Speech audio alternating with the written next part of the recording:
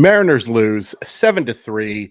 They fall to 1-4 on the season. They lose the first game of the series against the Angels, who are now 3-1 on the year. Let's talk about how it happened. Got off to a good start. Eugenio Suarez doubles to left to score Julio Rodriguez, who would walk to lead off the game. 1-0. Luis Rengifo, who was not supposed to play tonight, but after Anthony Rendon decided to serve his suspension, a justified suspension at that, in my personal opinion, he goes back into the lineup after that happens, and he singles to left to score a run in the top of the second to make it 1-1. Mariners enter back in the third. Ty France doubles to right, scores that man Julio again. 2-1 lead lasts for all of about 7 minutes because guess what? Luis Rengifo singles to right to score Jake Lamb, tie the game at 2 apiece. And then Shohei Ohtani just absolutely, I think I'm allowed to say mollywops here, even though that's our KJR show, but he clobbers a pitch from Kirby that goes out to center, scores Mike Trout, who reached 5 times in this game. 4-2. Mariners do get a single. We're going to talk about that 5th inning in a second. That scores JP Crawford, makes it 4-3. Angels get some more insurance runs with a 2-run homer by Taylor Ward in the 8th and a double that scores Hunter Renfroe in the 9th to make it 7-3. Okay, I want to talk about some positives because it's just what I want to do, damn it. Dang it, sorry. First swear. JP Crawford played a really good game today. Really good.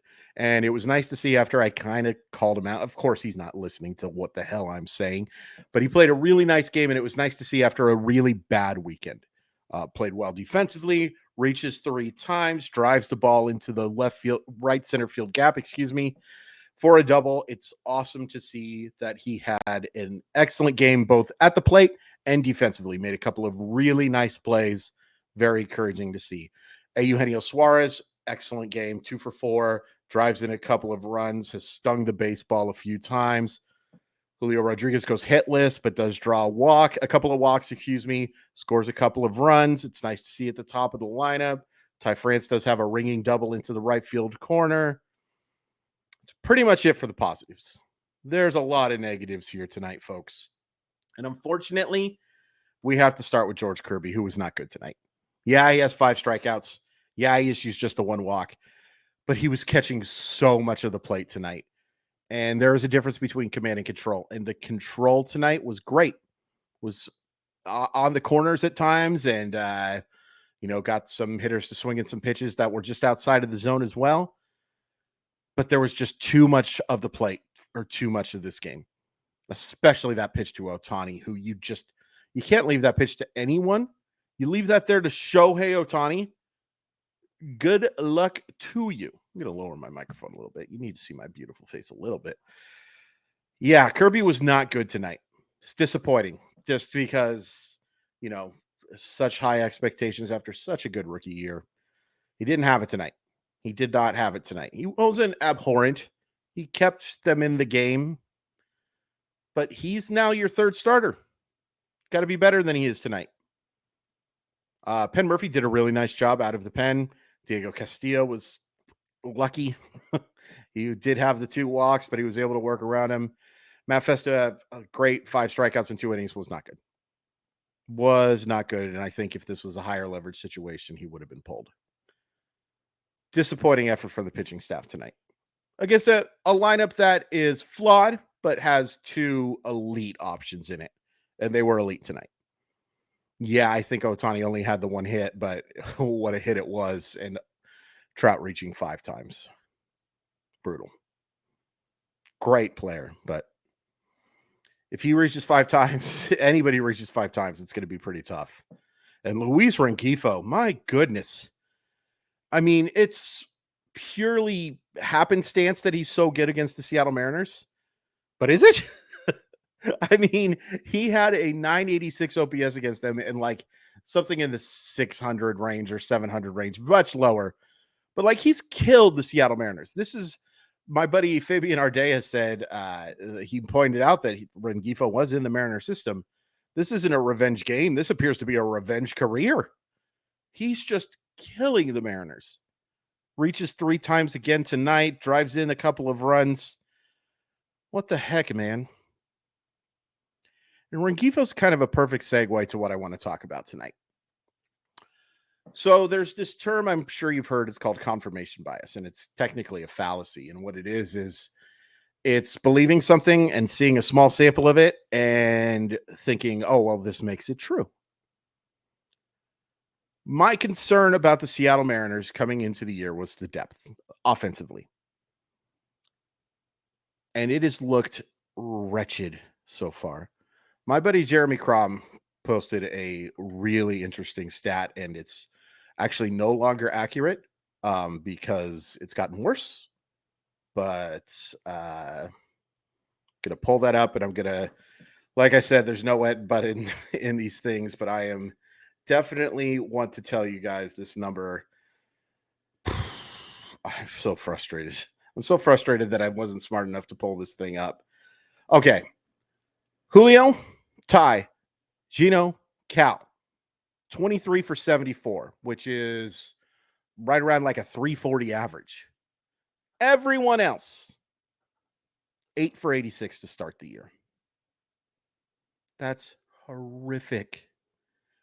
And it just confirms, may be the wrong word, but it speaks to my suspicions that the biggest worry for me with this team is the bottom of the lineup and whether or not they can be good enough to compete with the elite teams.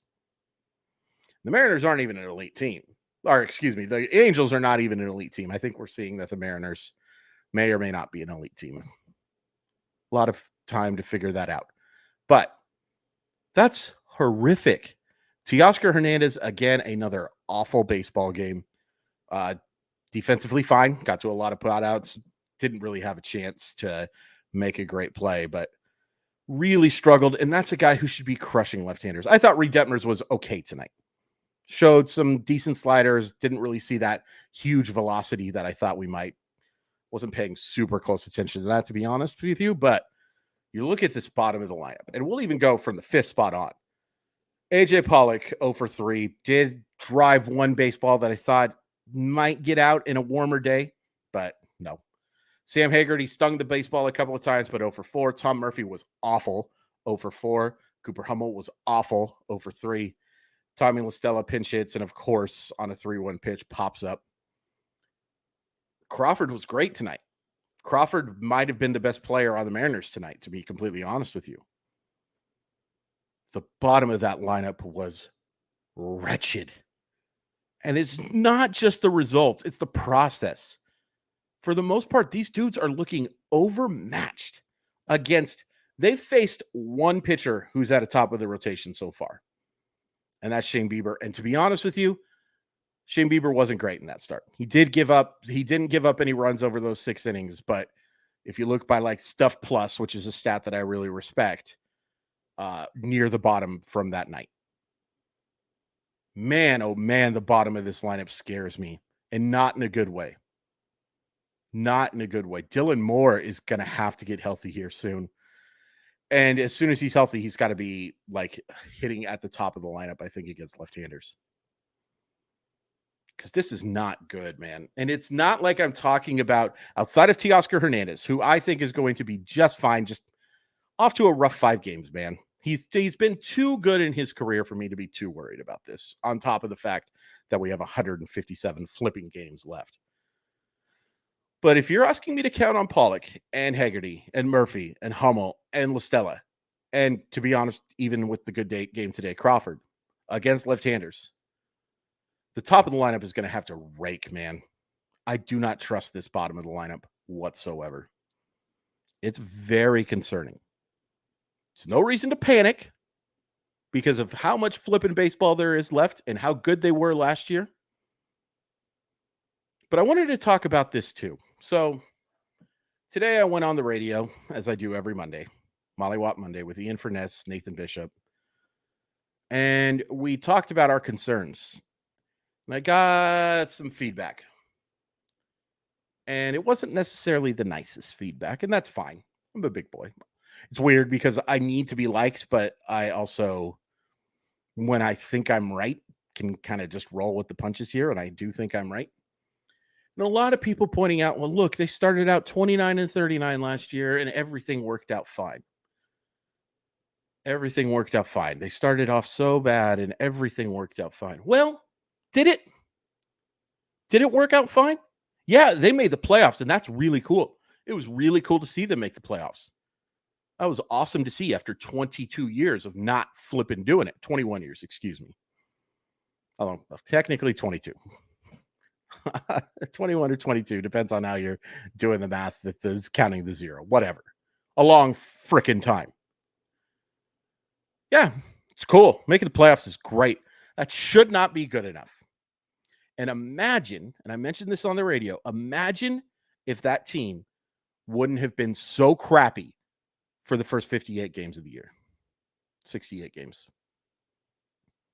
Imagine if for the first third plus of the year, they were a good baseball team, what we're talking about. We're talking about winning a division. We're talking about playing home games in the playoffs. We're talking about not having to play in the wild card series. Big difference. And the way to avoid that is not to get off to a crappy start. And thus far, through 5 games, crappy start. It's not good, okay? You can tell me all you want about how it's going to be fine. I agree with you. It's probably going to work out just fine. But I'm reacting to what's happening right now, and it concerns me. There's nothing wrong with being concerned. There would be absolutely something wrong to be panicking and calling for people to resign or saying you're done. That would be stupid. But reacting to poor baseball and being honest about how this team has looked through 5 games, there's nothing wrong with that. Not even a little bit. If you just want to put your head in the sand and say everything worked out last time, that's fine. I don't blame you.